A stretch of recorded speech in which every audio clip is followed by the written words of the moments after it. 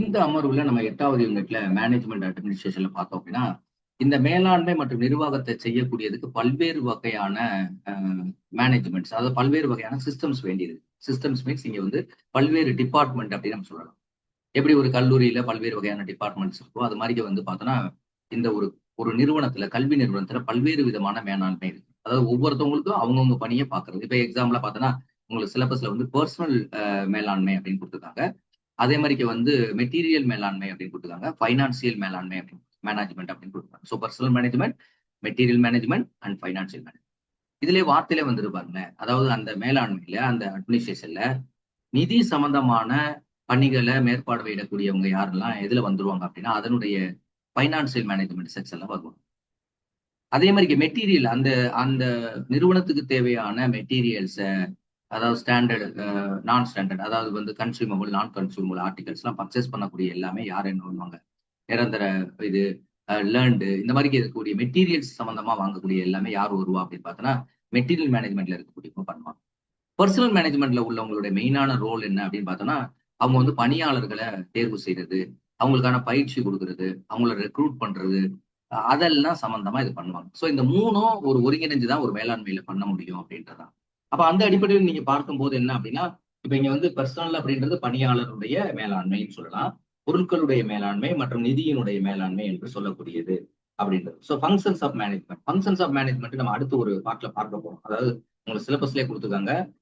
POST சிஓஆர்இ அப்படின்னு சொல்லியிருக்காங்க. அதாவது பிஓஎஸ்எஸ்டி சிஓஆர்பி அப்படின்னு கொடுத்துருக்காங்க. அதோட அக்ரோனமி என்ன, அதோட பணி என்ன அப்படின்றத. ஸோ இந்த இந்த மேனேஜ்மெண்ட்டையே ஒரு அக்ரோனமில கொடுத்துருக்காங்க. இதனுடைய அது என்னென்ன ஃபங்க்ஷன்ஸ் பண்ணுது?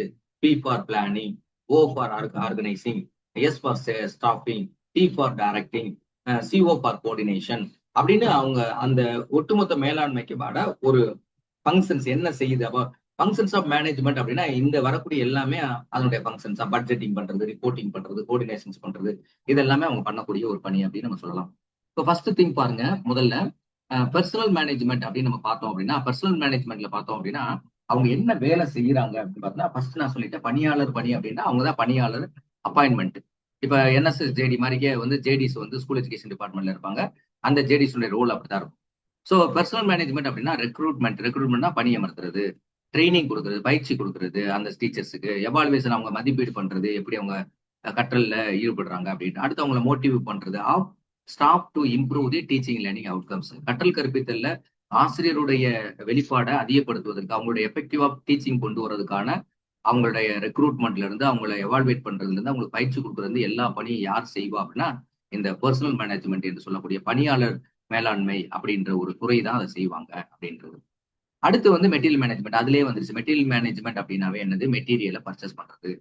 ஸோ இப்போ எக்ஸாம்பிளா பார்த்தோன்னா, இப்போ ஒரு ஒரு ஒரு கல்வி நிறுவனம் இருக்கு அப்படின்னா, அந்த கல்வி நிறுவனத்துக்கு தேவையான பொருட்களை எல்லாம் எப்படி அவங்க வந்து பர்ச்சேஸ் பண்றது? எப்படி வந்து பட்ஜெட் தயாரிக்கிறது? பட்ஜெட் தயாரிக்க பிறகு எப்படி வந்து அந்த ஆர்டர் பிளேஸ்மெண்ட் பண்றது? ஆர்டர் பிளேஸ் பண்ற பிறகு பர்ச்சேஸ் பண்ண பிறகு அந்த ஆர்டருக்கான அமௌண்ட்ஸ் எப்படி செட்டில்மெண்ட் பண்றது? ஸோ அப்புறம் எப்படி லெக்சர்ஸ்ல ஏத்துறது? எப்படி வந்து ரிஜிஸ்டர்ஸ்ல இது பண்றது? இது எல்லாமே வந்து என்னன்னா மெட்டீரியல் மேனேஜ்மெண்ட் உடைய வேலை. ஸோ அவங்க என்ன பண்றாங்க அப்படின்னா, அந்த இன்ஸ்டிடியூஷனுக்கு தேவையான விஷயங்களை பிளான் பண்ணக்கூடியது, ப்ரொக்யூர்மெண்ட் என்ன தேவை இருக்கு அப்படின்னு பாக்குறது, ஸ்டோரேஜ் பண்றது, தேவையான எக்யூப்மெண்ட்ஸை ஸ்டோரேஜ் பண்றது, அதாவது ஷார்டேஜ் இல்லாம போயிட்டே இருக்கும் ஒரு யூனிட்ல. ஸோ அதே மாதிரி optimal use of the resource. அது மட்டும் இல்ல, நீங்க மெட்டீரியல் மேனேஜ்மெண்ட்டை பொறுத்தளவு நீங்க அங்க உருவாக்கப்படக்கூடிய அந்த மெட்டீரியல்ஸ் எல்லாமே முழுமையாக அந்த ரிசோர்சஸ் வளங்களை முழுமையாக பயன்படுத்தணும். Optimal use. மேக்சிமம் ஸ்டூடெண்ட் சும்மா கட்டணம் கட்டி இருக்குல்ல, அந்த கட்டணத்தை எந்த அளவுக்கு மாணவர்கள் பயன்படுத்துறாங்க, ஒரு லைப்ரரி இருக்கு எந்த அளவுக்கு அந்த கல்லூரி மாணவர்கள் பயன்படுத்துறாங்க, எந்த அளவுக்கு பள்ளி மாணவர்கள் பயன்படுத்துறாங்க, அந்த இதுல ஒரு லேப் இருக்கு எவ்வளவு தூரத்துக்கு லேப பூட்டி சாவி எடுத்து வச்சுக்கிறது கிடையாது. இந்த லேப்ல எவ்வளவு பேர் பிராக்டிஸ் பண்றான், எவ்வளவு அனுபவம் கிடைக்குது, அதெல்லாம் ரொம்ப முக்கியமான விஷயம். ஸோ அதுல முக்கியமா பார்த்தோன்னா மெட்டீரியல் மேனேஜ்மெண்ட் அப்படின்னு பார்த்தோன்னா புக்ஸ், லேபு, ஆய்வகங்கள், அதே மாதிரி பர்னிச்சர்ஸ், தடவாள சாமான்கள், மரச்சாமான்கள், தடவாள சாமான்கள், மாணவர்கள் உட்காரக்கூடிய நாற்காலிகள், பெஞ்ச் இதெல்லாம் அதுல வரும். இன்ஃப்ராஸ்ட்ரக்சர்ஸ், கட்டிடங்கள், அதே மாதிரி எல்லாம் டாய்லெட் ஃபெசிலிட்டிஸ் என்னென்ன வருதோ எல்லாமே இன்ஃப்ராஸ்ட்ரக்சர் ஸ்கூல்ல வந்துடும். ஸோ இதெல்லாமே மெட்டீரியல் மேனேஜ்மெண்ட் டிபார்ட்மெண்ட்ஸ் பார்த்துக்குவாங்க. அடுத்து பார்த்தோன்னா ஃபைனான்சியல் மேனேஜ்மெண்ட் பியூர்லி என்னது? நிதி சம்பந்தப்பட்ட செயல்களை செய்யக்கூடியவங்க தான் அப்படின்னு சொல்லுவோம். ஸோ நிதி செயல்பட்டனா முதல்ல என்னன்னா ஒரு வரவு செலவு அறிக்கையை நம்ம தயாரிக்கணும் இயர் தொடக்கத்துல. வரவு செலவு அறிக்கை தயாரிப்போம். பட்ஜெட்டிங் அப்படின்றது income and expenditures. What is mean by budget? Budget means the expenditures of income and expenditures. அதாவது வந்து பட்ஜெட் அப்படின்னு சொன்னாவே என்னன்னா detailed explanation of budget, sorry, income and expenditures. என்ன வருவாய், என்ன செலவு, வரவு செலவு அறிக்கை திட்டம் அப்படின்னு சொல்லலாம். பட்ஜெட்டுக்கு பேர் என்னது? வரவு செலவு அறிக்கை திட்டம். ஸோ எவ்வளவு அலோகேஷன் ஆகுது, எவ்வளவு யூட்டிலைசேஷன் பண்ண, எவ்வளவு அலோகேஷன், எவ்வளவு ஃபண்ட் வந்திருக்கு, அதுல எவ்வளவு நம்ம யூட்டிலைசேஷன் பண்றது. யூட்டிலைசேஷன் சர்டிஃபிகேட் ஆஃப்டர் முடிஞ்ச பிறகு யூட்டிலைசேஷன் சர்டிஃபிகேட் கவர்மெண்ட்ல இருக்கக்கூடிய இன்ஸ்டியூஷன் யூட்டிலைசேஷன் சர்டிஃபிகேட் பயன்பாட்டு சான்றிதழ் கொடுப்பாங்க. எவ்வளவு பயன்படுத்திருக்கோம், மீத அமௌண்ட்டை கவர்மெண்ட்டுக்கு ரிட்டர்ன் கொடுப்பாங்க. And auditing of fund, auditing of ஃபண்டை வந்து ஆடிட்டிங் பண்றது. இப்போ வந்து நம்ம ஸ்டேட் கவர்மெண்ட் பொறுத்தவரை 2 விதமான ஆடிட்டிங், உச்சப்பட்ட ஆடிட்டிங் இருக்கு. ஒண்ணு வந்து சென்னையில இருக்கக்கூடிய டிபார்ட்மெண்ட், அவங்க வந்து என்ன அப்படின்னா auditing department, accountant auditing department இருப்பாங்க. அவங்க வந்து நம்மள ஆடிட்டிங் டைரக்டா பண்ணுவாங்க. இப்ப ஸ்கூல் எஜுகேஷன் டிபார்ட்மெண்ட் அப்படின்னா, இப்ப குறிப்பா வந்து மதுரை ஒரு ரீஜன்ல ஒரு ஸ்கூல் எஜுகேஷன் டிபார்ட்மெண்ட் ஆடிட்டிங் பண்ணக்கூடிய, அவங்க ஸ்கூல் எஜுகேஷன் டிபார்ட்மெண்ட் சம்பந்தப்பட்டவங்க, அவங்க அது மட்டும் வந்து ஆடிட்டிங் பண்ணுவாங்க. அதே மாதிரிக்கே ஹையர்ல வரும்போது account auditing, general account auditing department வந்து அதை ஆடிட்டிங் பண்ணுவாங்க. கவர்மெண்ட் ஃபண்ட் நீங்க ப்ராப்பரா செலவழிச்சிருக்கீங்களா, எல்லாமே அவங்க வந்து ஆடிட்டிங் பண்ணுவாங்க. ஆடிட்டிங் எழுதி வச்சா ஆடிட்டிங் எழுதி வச்சு நம்ம பண்ணி கொடுப்போம். ஸோ இதெல்லாமே யார் பண்ணுவாங்கன்னா ஃபைனான்சியல் மேனேஜ்மெண்ட் வித் டிரான்ஸ்பரன்சி. டிரான்ஸ்பரன்சினா வெளிப்படைத்தன்மை அப்படின்னு. அரசு ஒதுக்கக்கூடிய நிதி, அந்த நிதியை வந்து சரியா மாணவர்கள் பயன்படுத்தா, ஆசிரியர் பண்ண வெளிப்படைத்தன்மையோட அதை நம்ம பயன்படுத்தும். அக்கௌண்டபிலிட்டி, ஒவ்வொருத்தவங்களுக்கு பொறுப்புணர்வு. இந்த ஃபைனான்சியல் மேனேஜ்மெண்ட்ல ஒவ்வொருத்தவங்களுக்கு பொறுப்புணர்வு இருக்கு. அதை நம்ம தவறா பயன்படுத்துறது, இது பண்றது பண்ணக்கூடாது அப்படின்னு. அடுத்து ஓவரால் ரோல் அப்படின்னு நீங்க பாத்தீங்க அப்படின்னா, இந்த 3 பேருடைய ஓவரால், இவங்க 3 பேரும் இணைஞ்சுதான் செயல்பட முடியும். ஒரு பர்சனல் மேனேஜ்மெண்ட்டுக்கு தேவையான பணத்தை கொடுக்கறது யாரு? Financial management. ஒரு மெட்டீரியல் மேனேஜ்மெண்ட்டுக்கு தேவையான பணத்தை அவங்ககிட்ட இருந்து பட்ஜெட் உருவாக்குன பிறகு அவங்களுக்கு கொடுக்க வேண்டிய அலாட்மெண்ட் பண்றது அவங்க வேண்டியது. அப்ப இவங்க 2 டிபார்ட்மெண்ட் யாரை சார்ந்து இருக்காங்க? Financial manage. அப்ப ஃபீல்ட்ல இறங்கி வேலை பார்க்கக்கூடியவங்க யார்? சோ இதெல்லாமே என்ன அப்படின்னு பார்த்தா, இந்த 3 பேர் ஓவரால் ரோல் அப்படின்னு பார்க்கணும். Together, the personal, material, and financial management ensure the smooth functioning and the quality of education. இவங்களுடைய வேலை என்ன? ensure the smooth functioning. அந்த நிறுவனம், அந்த கல்வி நிறுவனம் ஸ்மூத்தா ஃபங்க்ஷன் ஆகணும், மென்மையாக. அப்படின்னா என்ன அர்த்தம்? எந்த விதமான பிரச்சனைக்கு இடம் கொடுக்காம அது ஃபங்க்ஷன் பண்ணணும். அந்த குவாலிட்டி ஆஃப் எஜுகேஷன், தரமான கல்வியை என்ஷூர் பண்ணணும். அதுதான் முக்கியமான.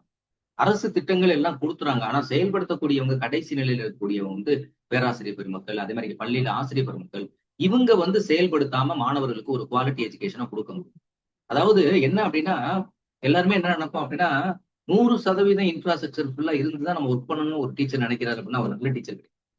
முதல்ல இருக்கிற ஸ்டாண்டர்டை வச்சுக்கிட்டு மாணவர்களுக்கு எந்த அளவுக்கு குவாலிட்டி ஆஃப் எஜுகேஷன் கொண்டு போய் சேர்க்கணும், அது இல்லை இது இல்லை எனக்கு அப்படின்னு சொல்றத விட எவ்வளவு கொண்டு போய் சேர்க்கணும் அப்படின்றதுல ரொம்ப முக்கியமான விஷயம். அதை வந்து ரொம்ப தெளிவாவே அவங்க வந்து செய்யறது ரொம்ப முக்கியமானது. So smooth functioning and quality of education அப்படின்ட்டு சொல்லணும். ஸோ தமிழ்நாடு கண்டஸ்ட் பொறுத்தவரை emphasis on transparency, accountability, practices and the government schemes and regulation. So அதுக்காக நிறைய ஒவ்வொரு ஸ்கீம்ஸ் ரெகுலேஷன் பண்ண. இப்பெல்லாம் பார்த்தோன்னா பள்ளிகள்லாம் பார்த்தோன்னா, கல்லூரிகள்லாம் கலை திருவிழா நடத்துறாங்க. அதே மாதிரி சிஎம் டிராபின் ஸ்கூல் எஜுகேஷன் டிபார்ட்மெண்ட்டுக்கு, ஹையர் எஜுகேஷன் டிபார்ட்மெண்ட் மிக அதிகமான போட்டியாளர் பங்கு பெறக்கூடிய ஒரு மிகப்பெரிய மெகா ஈவெண்ட்ஸ் நடத்துறாங்க.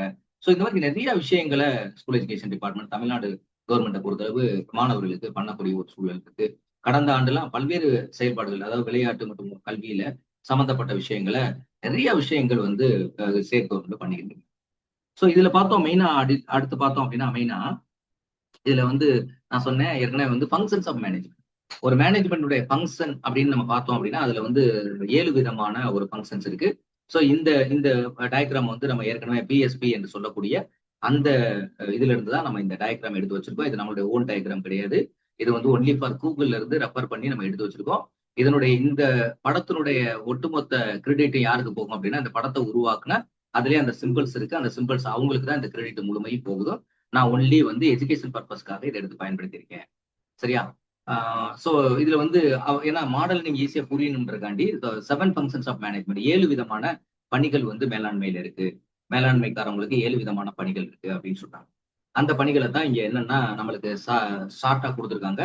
அதாவது லூதர் கல்லிக் அப்படின்றவர் தான் இந்த மேனேஜ்மெண்ட்டுக்கான அந்த அக்கௌண்ட் அத ஃபங்க்ஷன்ஸை சொல்றாரு. அந்த பை லூதர் கல்லிக் அப்படின்றவர். அவர் என்ன சொல்றாரு வந்து பிஓஎஸ்டி சிஓஆர்பி அப்படின்னு சொல்றாரு. அதுல பி ஃபார் பிளானிங். பிளானிங்னா என்ன? சோ இங்க பிளானிங் அப்படின்றது திட்டமிடுதல். எந்த பணியா இருந்தாலும் முதல்ல திட்டமிடணும். நீங்க ஒரு எந்த செயல் செஞ்சாலும் சரி, இப்ப ஒரு கலை திருவிழா நடக்குது அப்படின்னா அந்த கலை திருவிழால முதல்ல என்ன செய்யணும் அப்படின்றத முதல்ல திட்டமிடணும். என்னென்ன ப்ரோக்ராம் நடத்த போறோம், யார் அபிஷியல்ஸ் கூப்பிட போறோம், எந்த மாதிரியான செயல்படும். ஏன்னா ஒரு திட்டம் கவர்மெண்ட் கொடுத்ததுக்கு பின்னாடி அந்த திட்டம் முழுமையாக செயல்படுத்தணும். அதுதான் அதனுடைய சக்சஸ். ஏதோ என்னதானே அதை நடத்தணும், முடிஞ்சோம், அதனுடைய ஃபண்டை இது பண்ணோம் அப்படின்றது கிடையாது. ஆனா அது எந்த அளவுக்கு முழுமையா பயன்படுது. இப்படி ஒவ்வொரு விஷயத்திலுமே ஒரு லைப்ரரி ஃபண்ட் அலாட்மெண்ட் ஆகுது, இல்ல ஒரு லேபுக்கான பொருட்கள் வாங்குறதுக்காக அலாட்மெண்ட் கொடுக்குறாங்க. இதெல்லாம் நீங்க அந்த இதை ப்ராப்பரா டீச்சர்ஸ் அதுக்கான இதுல நீங்க பயன்படுத்தணும் அப்படின்றதான். ஒரு விளையாட்டுக்கான நிதி கொடுக்குறாங்க அப்படின்னா அந்த விளையாட்டுக்காக அந்த விளையாட்டு மாணவர்களுக்கான நிதியை நம்ம செலவழிக்கணும். மற்ற எதுக்கு நம்ம அதை செலவழிக்க கூடாது. இப்படி ஒவ்வொரு விஷயத்திலுமே அந்த பிளானிங் அப்படின்றது. இப்போ பிளானிங் என்ன அப்படின்னா ஃபர்ஸ்ட் ஒரு கல்வி நிறுவனம் இருக்கு அப்படின்னா, இல்ல ஒரு நிகழ்ச்சி நடத்துறாங்க அப்படின்னா அதனுடைய ஃபர்ஸ்ட் செட்டிங் தி கோல்ஸ் அப்படின்னு சொல்லி. ஸோ நிறைய பார்த்தோம் அப்படின்னு பார்த்தோன்னா, இப்போ நீ நெக்ஸ்டா நிறைய பார்த்தோம் அப்படின்னா அந்த இப்போ நிறைய காலேஜஸ் இதுகள் என்ன பார்த்தோம் அப்படின்னா அந்த பட்டமளிப்பு விழா அப்படின்றதுலாம் ஒரு பெரிய விழாவா நடத்துவாங்க. அதுல மாணவர்கள்ட்ட மிகப்பெரிய ஒரு பொருளை வாங்கிட்டு தான் அந்த விழாக்கள்லாம் நடத்துவாங்க. ஆனா அந்த வாங்குற மாணவர்கள் கொடுக்குற அமௌண்ட்டுக்கு அவங்களுக்கு தேவையான விஷயங்களுக்கெல்லாம் செய்யணும். அது லாப நோக்கத்துக்காக செய்யல. மாணவர்கள் ஒரு அரசு கல்லூரியிலயோ இல்ல ஒரு எய்டட் கல்லூரியிலயோ படிக்கக்கூடிய மாணவர்கள் அவங்க பெறக்கூடிய பட்டங்களை வாங்க ஒரு அபிஷியலா ஒரு சிஓ ஒரு வைஸ் சான்சலருடைய கையிலயோ இல்ல ஒரு அமைச்சருடைய கையில வாங்குறத அவங்க பிரியப்படுவாங்க. அப்ப அவங்க வாங்கும் போது அவங்ககிட்ட வாங்கக்கூடிய நிதிக்கான அந்த குவாலிட்டியான ஒரு பைல் கொடுக்குறாங்கன்னா ஒரு பைல அதுக்கான அந்த அரேஞ்ச்மெண்ட்ஸ், அவங்களுக்கு தேவையான விஷயங்கள், உணவு, அவங்களுக்கு தேவையான விஷயங்கள் சரியா செய்து கொடுக்கணும். அதுதான் பிளானிங். ஸோ பிளானிங் அப்படின்றது என்ன? Setting the goals and deciding it advance what to do. என்ன செய்யணும்? பிளானிங்னா என்ன? ஏர்லியர் பிளான் என்ன செய்ய போறோம், அதாவது deciding it in advance. Deciding in advance அப்படின்னா வாட் டு டூ, நம்ம என்ன செய்ய போறோம். So setting the goals, first goal set பண்ணணும். அதை என்ன செய்ய போறோன்றதா அதை சொல்ல போறோம். அந்த கோல் அது திட்டமிடுதல் என்பது இலக்குகளை முன்கூட்டியே நிர்ணயித்து அது என்ன செய்யணும் அப்படின்றது தீர்மானிக்கக்கூடிய அந்த நிகழ்வு, இந்த ஃபர்ஸ்ட் நிகழ்வு தான் அதை பிளானிங் பண்ணணும். ஸோ பிளானிங் ப்ராப்பரா இருந்துச்சு அப்படின்னா ப்ராப்பரா எக்ஸிகியூஷன் ஃபாலோ ஆயிட்டு. ஸோ பக்கா கோல் இருக்கு, பக்கா வா என்ன செய்ய போறோம்னு தெரிஞ்சிச்சு அப்படின்னா அதை சக்சஸ்ஃபுல்லா முடிக்க முடியும் அப்படின்னு. ஆர்கனைசேஷன் அப்படின்றது அப்படின்றது ஆர்கனைசேஷன் சொல்றாங்க. ஆர்கனைசேஷன் அப்படின்னா என்ன? இது என்ன பண்றாங்க அப்படின்னா அரேஞ்சிங் தி ரிசோர்ஸ் டாஸ்க். இந்த டாஸ்க், அதாவது செட்டிங் தி கோல் சொல்லுங்க, அதுதான் டாஸ்க். உங்களுடைய டாஸ்க் என்ன? அந்த ப்ரோக்ராம் மூலமா அந்த கல்வி நிறுவனத்தினுடைய டாஸ்க் என்ன அப்படின்னா அந்த டாஸ்க்கு தகுந்தாப்புல என்ன பண்ண போறோம் அப்படின்னா அரேஞ்ச் தி, அதாவது ரெண்டு விஷயத்தை அரேஞ்ச் பண்ண போறோம், அதை வரிசைப்படுத்த போறோம். அதாவது ஒண்ணு என்ன அப்படின்னா வளங்கள் மற்றும் பணிகள். வளங்கள்னா ரிசோர்சஸ், பணிகள், இந்த ரெண்டையும் என்ன பண்ண போறோம் அப்படின்னா அரேஞ்ச்மெண்ட்ஸ் பண்ணோம். ஆர்கனைஸ் பண்ண, ஒழுங்கமைப்புனா என்னது? ஆர்கனைஸ் பண்ண போறோம். என்ன வளங்கள், வளங்களுக்கு ஏற்ற என்ன பணியை நம்ம அமைக்க போறோம் அப்படின்றத பத்தி செய்யக்கூடியது என்னதான் ஆர்கனைசேஷன். மறுபடியும் சொல்றேன், ஓ ஃபார் ஆர்கனைசேஷன் அப்படின்னா arranging the resources and task அப்படின்றதான். அடுத்து பார்த்தோன்னா எஸ் ஃபார் ஸ்டாஃபிங் அப்படின்னு சொல்லக்கூடியது. எஸ் ஃபார் ஸ்டாஃபிங்னா இந்த இடத்துல ஸ்டாஃபிங் அப்படின்னா பணியாளர்களை பணியமர்த்தக்கூடியது அப்படின்றதான். ஸோ ரெக்ரூட்மெண்ட் பண்றது, பணியமர்த்துறது, அவங்களுக்கான ட்ரைனிங் பண்றது, அவங்கள மதிப்பீடு செய்யறது, இது எல்லாமே இந்த 3 விதமான காம்பனண்ட்டுமே அதுக்குள்ள வரக்கூடிய ஒரு விஷயமா இருக்கு. அதாவது பணியாளர்களை நியமிக்கிறது, பயிற்சி அளித்தல் மற்றும் அவங்களுக்கு தேவையான ஒர்க்கு வேலை என்ன வேலை அப்படின்றது ஒர்க் கொடுக்குறது அப்படின்றது. இதனால் இவன் முடிக்கும் என்று ஆய்ந்து அதனை அதனால் அவனுக்கு விடல. யாரு எந்த வேலையை கொடுத்தா அந்த வேலையை சிறப்பா செய்வாங்களோ அவங்கள்ட்ட அந்த ஒர்க்கை கொடுக்கும். பொதுவா என்ன அப்படின்னா சில இடங்கள்லாம் பார்த்தோம் அப்படின்னா வேலை செய்ய மாட்டாங்க, ஆனா எனக்கு இதை கொடு அதை கொடு எல்லாம் வாங்கி வச்சுருவாங்க. கேட்டா அதுக்கு என்ன அப்படின்னா நான் சீனியாரிட்டியில இருக்கேன் எனக்கு கொடுத்து. ஆனா அந்த சீனியாரிட்டியில இருக்கக்கூடியவர் அதை கரெக்டா செய்யணும். ஒரு ஒரு ஒரு என்எஸ்எஸ் யூனிட் கொடுத்துருக்காங்க, இல்ல ஒரு ஏதாவது ஒரு பணி அவங்களுக்கு ஒரு ஃபங்க்ஷனை கொடுத்துருக்காங்க அப்படின்னா அந்த ஃபங்க்ஷனை என்னன்னா தொடக்கத்துல இருந்து முடிகிற வரைக்கும் எந்த விதமான பிரச்சனையும் இல்லாம அதை சிறப்பா நடத்தி கொடுக்கறதானே அவங்களோட வேலை. அதாவது டிமாண்டிங் வேணும், நான் சீனியரு எனக்கு இது வேணும் அது வேணும் அப்படின்றத வாங்கிக்கிறணும். ஆனா அதை செய்யக்கூடாது அப்படின்னா அது இது ஒரு முறையான இதுவா அணுகலா நம்ம எடுத்துக்கிற முடியாது. அப்ப என்ன அப்படின்னா இதனால் இவன் முடிக்க மாட்டான், அதனை அதனால் யார் அதை செய்வாங்களோ அவங்ககிட்ட கையில கொடுத்தா மட்டும்தான் அதை கரெக்டா செய்வாங்க, எக்ஸிக்யூட் பண்ணுவாங்க. அதை அறிந்து கொடுக்கும். நம்ம இது என்னமோ தெரியல, அது உயர்கல்வியிலையும் சரி கல்வியிலையும் சரி எப்ப பார்த்தாலும் சீனியாரிட்டி சொல்லுவாங்க. சீனியர் அப்படின்றது ஓகே, சீனியர்ன்றது எதுல சீனியர் அப்படின்னு பார்த்தோன்னா முதல்ல சீனியர் அப்படின்னா அதுக்கான அர்த்தம் என்னுடைய 20 ஆண்டு கால பணி அனுபவத்துல 20-23 ஆண்டு வெளியில பிரைவேட் ஒர்க்லயே பார்க்கும்போது பார்த்தோம்னா இந்த ஆண்டு அனுபவத்துல நான் பெற்ற அனுபவம் என்ன அப்படின்னா அதாவது நல்ல ஒரு ஆசிரியர் சீனியர் அப்படின்னா முதல்ல அவர் கிளாஸ் ரூம்ல உள்ள பசங்களுக்கு பாடம் அவருடைய பாடத்தை அவர் எடுத்து முடிக்கும். அவர் பாடம் எடுத்து முடிச்ச பிறகு அப்பார்ட் ஃப்ரம் த டைம் அதுக்கு பின்னாடி அவருடைய கற்றல் கற்பித்தல் பணியை உரிய அவருடைய சேலரி வாங்குறக்கூடிய வேலையை முதல்ல செஞ்சு முடிக்கணும். அந்த வேலையை நான் செய்ய மாட்டேன். ஆனா கல்லூரியில மற்ற வேலையெல்லாம் தேவையில்லாத அடுத்த விஷயத்துல அடுத்தவங்க வேலையெல்லாம் மூக்க நுழைப்பேன். அவர் என்ன பண்றாரு, இவர் பண்றாரு. இவரே வேலை பார்க்கறது இல்ல. இவர் அவருக்கு என்ன வேலை ஆர்டர் வாங்கி கொடுங்க, இவருக்கு என்ன வேலை வாங்கி கொடுங்க ஆர்டர் வாங்கி கொடுங்க. இது இவருடைய வேலையா? அது கவர்மெண்ட் இருக்காங்க, முதல்வர் இருக்காங்க, அவங்க பாத்துக்க மாட்டாங்களா? இவரே ஒழுக்கமா பள்ளிக்கூடத்துக்கு போறதுக்கு வழி வழி இல்ல. இவரே மூணு மூணு இதை கொண்டாந்து வச்சுட்டு 1 மணி நேரத்துக்கு ஒண்ணு சாப்பிட்ற வேலை பார்த்துட்டு இருக்கக்கூடியவர் இன்னொருத்தவங்களை பத்தி நீங்க என்ன வேலை பாக்குறீங்க அப்படின்ற கேட்கணுன்ற அவசியம் கிடையாது. ஏன்னா இது இந்த டாபிக் புரிஞ்சுக்கிறதுக்காக நான் தெளிவா சில விஷயங்கள் சொல்றேன். ஸோ அதனால பொதுவாகவே என்ன அப்படின்னு பார்த்தோம்னா, முதல்ல அவங்க வேலையை ஃபர்ஸ்ட் வகுப்புல வருகையில உள்ள ஒரு டீச்சர் சக்சஸ்ஃபுல்லா அவங்களுடைய பாடம் முடியும். அதுக்கடுத்து கல்லூரி வேலை என்ன பணி முதல்வர் அடிஷனலா கொடுக்குறாங்களோ அந்த வேலையை பணி நேரத்துக்கு பின்னாடி உட்காந்து பார்க்கணும். பணி நேரத்துக்கு உள்ளே உட்கார்ந்து பாக்குறது ஒரு நல்ல ஆசிரியர் கலகு கிடையாது, ஒரு மூத்த ஆசிரியர் கலகு கிடையாது. மூத்த ஆசிரியர் முதல்ல பணியை செஞ்சு முடிச்சிடணும். கற்றல் கற்பித்தல் பணியினுடைய தொடர்புடைய அனைத்தையும் செஞ்சு முடிச்சுட்டு அதுக்கு பின்னாடி அடிஷனலா தன்னுடைய நேரத்தை ஒதுக்கி அதுல கல்லூரியினுடைய மற்ற பணிகள் எல்லாம் செய்யறாரு அப்படின்னா அவர் மூத்த ஆசிரியர், அவருக்கு மரியாதை கொடுக்கலாம், அவர் சொல்றது செய்யலாம், அது உறுதியா செய்யணும் நம்ம. ஏன்னா அவர் அப்பார்ட் ஃப்ரம் தட் கல்லூரிக்காக ஒர்க் பண்ணிட்டு இருக்காரு. இருக்கிற அந்த 1 மணிக்குள்ளே நான் வேலை வைப்பேன், 1:20 வேலை வைப்பேன் அப்படின்னா அப்படி உள்ள ஆசிரியர் மூத்த ஆசிரியர் அப்படின்னு சொல்லிட்டு எனக்கு அதை கொடுங்க இதை கொடுங்கன்னு வாங்கி வச்சுக்கிறது முக்கியம் கிடையாது. சரியா? பொதுவா இப்படிதான் அந்த அனுபவம் அப்படின்றது முதல்ல அவங்களுடைய செயல்ல காட்டணும். அந்த செயலுக்கு நம்ம மரியாதை கொடுக்கணும். அடுத்து பார்த்தோம் அப்படின்னா டி ஃபார் டைரக்டிங் அப்படின்றது. ஸோ இப்போ எல்லாமே ரெக்ரூட் பண்ணியாச்சு, ட்ரைனிங் கொடுத்தாச்சு, பணியாளர்கள் அமர்த்தியாச்சு. ஸோ இப்போ கிவிங் தி ஆர்டர். இப்போ ஆள்லாம் ரெடி ஆயிட்டாங்க, இன்ஃப்ராஸ்ட்ரக்சர்ஸ் எல்லாம் ரெடி ஆயிடுச்சு, ரிசோர்ஸஸ் எல்லாமே ரெடி ஆயிடுச்சு. Giving the order and leading the employee. So உடனே வழி நடத்துறது. இப்ப வழி நடத்தணும், கிவிங் தி ஆர்டர், அப்புறம் உத்தரவுகள் வழங்கணும். என்ன ஆர்டர்ஸ், லீடிங் தி எம்ப்ளாயிஸ், ஆர்டர்ஸ் உத்தரவு கொடுக்கணும், அந்த ஊழியர்களை வழி நடத்தணும், பணியாளர்களை நம்ம என்னன்னா கைட் பண்ணணும் அப்படின்றதான். அடுத்து பார்த்தோன்னா கோஆர்டினேஷன் அப்படின்னு சொல்லக்கூடியது பார்த்தோம் அப்படின்னா ensuring the harmonious among the task and people. உங்களுடைய பணியினுடைய நீங்க என்ன பணி அப்படின்றது ஒரு டாஸ்க் வச்சிருக்கீங்க, அந்த பணிக்கான பீப்புள்ஸை நீங்க அப்பாயின்மெண்ட் பண்ணிருக்கீங்க, ரெக்ரூட்மெண்ட் பண்ணிருக்கீங்க. இந்த பணி மற்றும் மக்களுக்கு இடையிலான ஒற்றுமையை நம்ம அதாவது அதை நம்ம உறுதிப்படுத்தணும், அதாவது இன்டகிரேட் பண்ணணும். சரியா அவங்களுடைய வேலை அவங்க கரெக்டா பண்றாங்க, அந்த மாதிரி டைரக்ட் பண்றதா டைரக்டிங் அப்படின்றது. ஸோ அடுத்து கோஆபரேஷன் அப்படின்னு ஒன்று இருக்கு, கோஆர்டினேஷன் அப்படின்றது ஒன்று இருக்கு. அதுதான் என்ஷூரிங், அதாவது ensuring the harmonious among the task and people தான் என்ன சொல்றோம், ஒருங்கிணைத்து பணிகள் மற்றும் 2 பேருடைய இதையும் சேர்த்து, அதாவது பணி மற்றும் மக்கள் இவங்க 2 பேருக்கு இடையிலான அந்த ஒற்றுமை என்ன, இன்டகிரேஷன்ஸ் இருக்கு, என்ன செய்யணும் அப்படின்றத நம்ம உறுதிப்படுத்தும். அது டைரக்டிங், கோஆர்டினேட்டிங் அப்படின்னு நம்ம சொல்றோம். அடுத்து பார்த்தோன்னா ஆர் ஃபார் ரிப்போர்ட்டிங். ஸோ எல்லாம் முடிஞ்சிருச்சு, எக்ஸிக்யூட் பண்ணியாச்சு, பணி எல்லாமே அவங்க செஞ்சு முடிச்சிட்டாங்க. So keeping the stock holders informed. So ஸ்டீக்கிங் பங்குதாரர், அதாவது கீப்பிங் தி அறிக்கையை சப்மிட் பண்ணணும். அறிக்கையை சப்மிட் பண்றது, அதாவது ரிப்போர்ட்டிங்னா அறிக்கையை சப்மிட் பண்றது. எதுக்காக பார்த்தோன்னா பங்குதாரர்களுக்கு தகவல்களை வழங்குது. ஸோ இதுல இருக்கக்கூடிய கான்ட்ரிபியூட்டர்ஸ் யார் இருக்காங்க, என்ன அவங்களுக்கான இன்ஃபர்மேஷன், ஸ்டாக் ஹோல்டர்ஸ்க்கு டு இன்ஃபார்ம். இதுதான் நம்ம ரிப்போர்ட். இவ்வளவு சக்சஸ் பண்ணிருக்கோம், இந்த ஆண்டு இவ்வளவு டர்ன் ஓவர் பண்ணிருக்கோம், இந்த ஆண்டு கல்வி நம்மளுடைய நிலையத்துல இவ்வளவு பெர்ஃபார்மன்ஸ் பண்ணிருக்கோம், இவ்வளவு பேர் ஸ்டேட் மார்க் வாங்கியிருக்காங்க, இவ்வளவு பேர் இன்ஜினியர் செக்டருக்குள்ள போயிருக்காங்க, இவ்வளவு பேர் மெடிக்கலுக்கு போயிருக்காங்க அப்படின்ற விஷயத்தை அவங்க அறிக்கையா சப்மிட் பண்ணாங்க. தென் லாஸ்ட் பட்ஜெட்டிங் அப்படின்றது.